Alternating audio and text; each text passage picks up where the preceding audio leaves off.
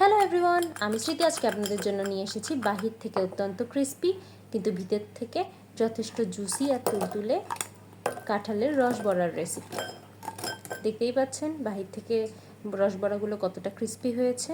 আমি একটা ভেঙে দেখাচ্ছি ভিতর থেকে জিনিসটা কতটা সফট আর জুসি হয়েছে। এখন কাঁঠালের সিজন চলে এসেছে, আপনারাও কাঁঠাল দিয়ে খুব সহজেই এরকম রসবড়া বানিয়ে ফেলতে পারবেন।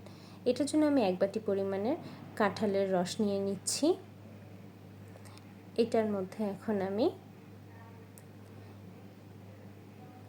চিনি দিয়ে দেব। আমি এখানে 4 থেকে 5 টেবিল চামচের মতো চিনি ব্যবহার করেছি।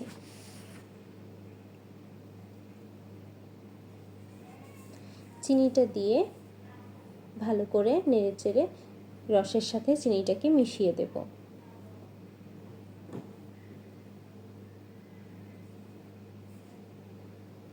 এর মধ্যে আমি 1 কাপ পরিমাণের চালের গুঁড়া ব্যবহার করব।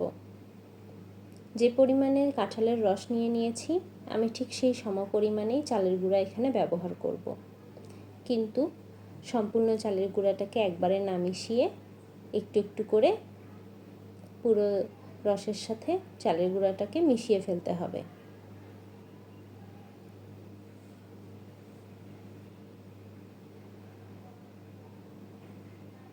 খেয়াল রাখতে হবে রসবড়ার যে ব্যাটারটা আমরা গুলাবো সেখানে কোনো প্রকার কোনো লাম্পস থাকা চলবে না।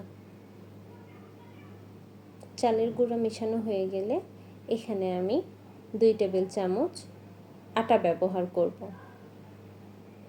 এখন আটার সাথেও মিশ্রণটাকে সুন্দর করে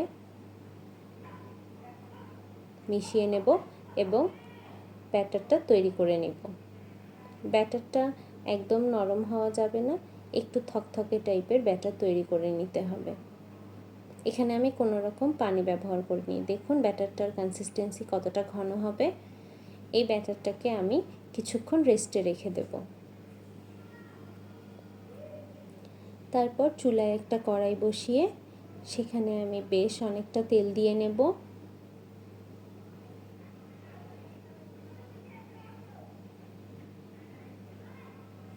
তেলটা গরম হয়ে গেলে এর মধ্যে আমি ছোট ছোট করে স্ট্রোকের মাধ্যমে একটা চামচ দিয়ে ছোট ছোট গোল গোল করে বড়াগুলো ভেজে নেব। এখানে একটা বিষয় খেয়াল রাখবেন আপনারা, বড়াটা যখন তেলে দেবেন তখন বড়াগুলো খুব সফট থাকবে।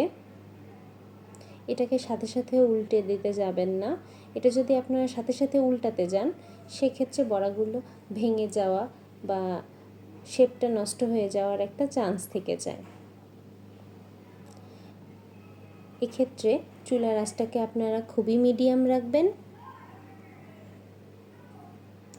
মিডিয়াম আঁচে আস্তে আস্তে বড়াগুলো যখন উপরের সাইড থেকে হালকা হয়ে আসবে ঠিক সেই পর্যায়ে খুব সাবধানে চামচের সাহায্যে বড়াগুলোকে উল্টে নিতে হবে। খেয়াল রাখতে হবে যে বড়াগুলো যাতে কোনো প্রকারের ভেঙে না যায়। এরকম মিডিয়াম টু লো টেম্পারেচারে বড়াগুলো ভাজতে ভাজতে দেখবেন একটা সময় চারপাশ থেকে লাল হয়ে গেছে। যখনই লাল হয়ে যাবে তখনই বুঝবেন বড়াগুলো পারফেক্টলি রেডি হয়ে গেছে। এই পর্যায়ে বড়াগুলোকে নামিয়ে ফেলব।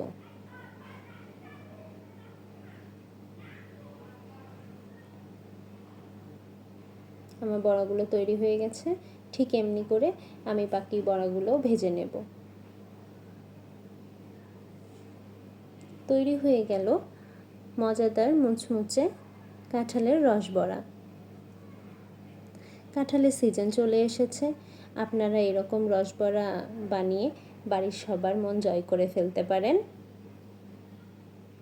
আর এগুলো বাহির থেকে যতটা ক্রিস্পি ভিতর থেকে ততটাই সফট আর জুসি হয়।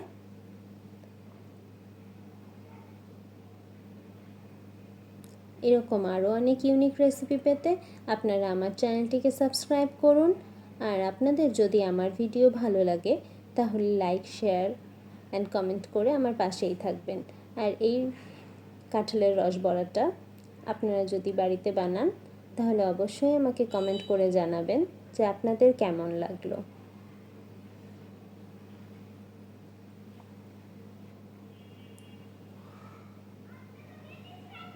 দেখুন বড়াগুলো বাহির থেকে কতটা ক্রিস্পি। এরকম আরও রেসিপি পেতে আমার পাশেই থাকুন। Thank you.